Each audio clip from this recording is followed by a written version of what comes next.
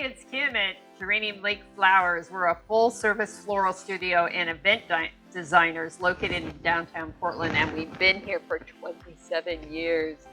Today, we're going to make centerpieces. I'm going to teach you some production tips for making a lot of centerpieces. I've got 21 vases on my table. I know.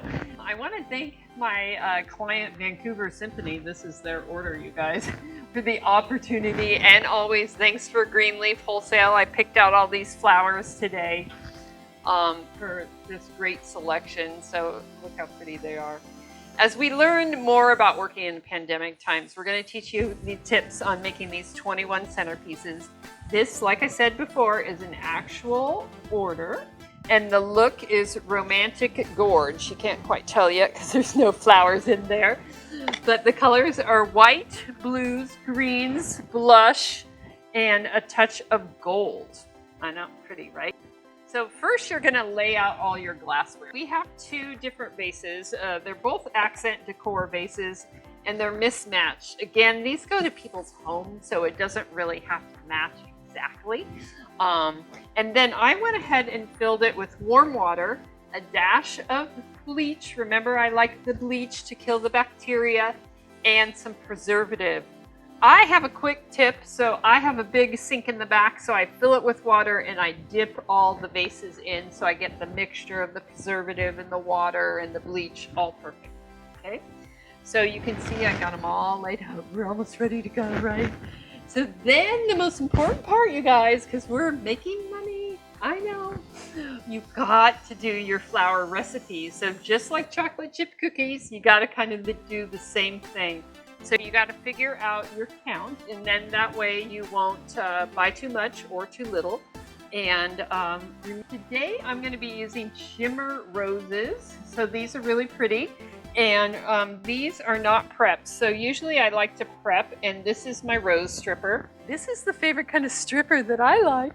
Rose stripper, okay? So then this is just like a little clover leaf with little nods that grab onto the rose, and it makes it so it doesn't kind of break into the stem of the rose. Another cool way to do it that I like is just using a towel. So you just kind of pull the product away from you, and look how beautiful that is. Again, you don't want a lot of leaves in your arrangement. So yeah, because then that leads to decay. I usually make one to begin with. So we painted this gold boxwood, and again, this client wanted a lot of a touch of gold, not a lot. And so this is a variegated boxwood. So typically I put my greens in first. Again, we're just going to make one to see if we love it. And then this is hydrangea. I'm going to put my white hydrangea.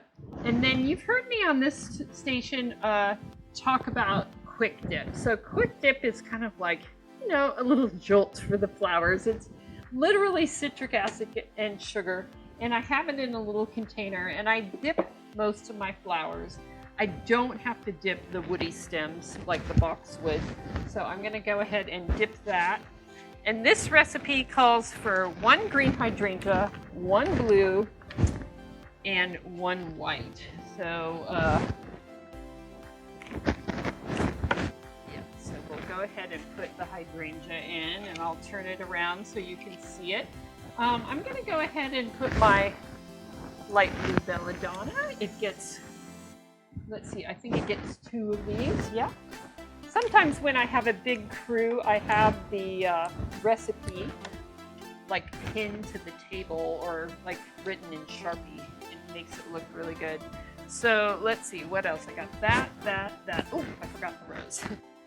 Okay, this beautiful shimmer rose, we're going to take off some of the guard petals because we want it to look super beautiful. Again, I'm going to do a little dip, and then, oh, check this out. This blush lisianthus, it's locally grown, and it's just so fluffy and pretty. I think I'm going to add a little bit more gold right here. And, oh, calcynea! You guys know this flower. It's kind of like, I don't know, a sophisticated wild flower version of baby's breath. So It's not quite as pedestrian as Baby's Breath, but it just makes everything look so awesome. So you can see this looks really, really pretty, right? I don't know, maybe the blue. Caesar just brought the bucket of Cafe au lait dahlias. It is so pretty. And it's kind of the end of the season, but I love them so much. So I'm gonna give it a cut, and then I'm going to zip it in the quick dip. And yeah, so here you go. Really pretty, right? So now we're gonna start batching our task, okay? So what that means is we're gonna put in one flower at a time, okay? So then that way you can get your posse of girls, of boys, or anybody, neighbor kids, anybody that wants to help you. In my case, it's my staff. And we go ahead and we do everything at the same time. I'm gonna do all the boxwood, then I'm gonna do the hydrangea, and then I'm gonna grab Caesar, he's gonna grab his knife, and we're gonna do it together and see how fast this goes. I can't wait to finish. So you can see how fast this is going. We're speeding right along here. And we've got all our flowers counted out. I'm throwing all the plant material on the ground. I know, it's kind of weird to get used to that. But then at the end, we just do a big fat sweep.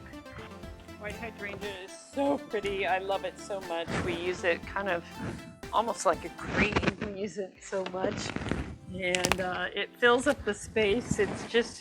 It's a great bargain flower for how large it is, how fluffy it is, and if you take care of it right, I think I'm good. It does hold. Next up, we've got green hydrangea.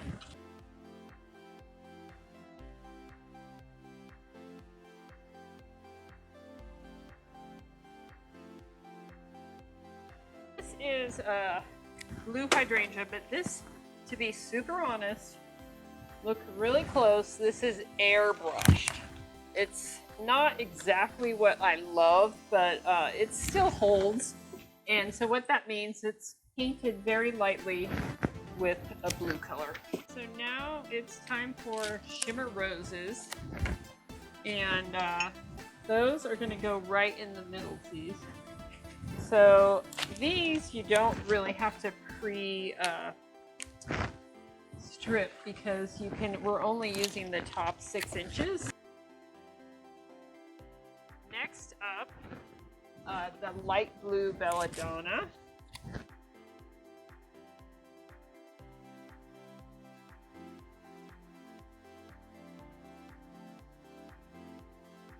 Now it's time for the lysianthus. They come in all sorts of pretty colors now. They come in all these like muted brown tones that are really pretty. And last up is calcinia. Calcinia is one of those woody stems.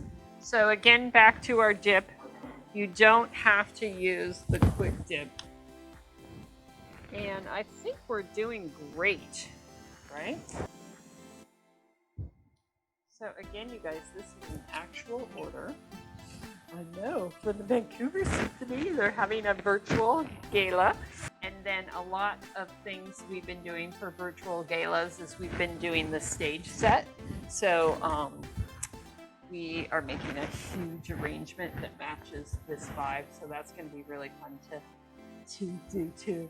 So I think we're done.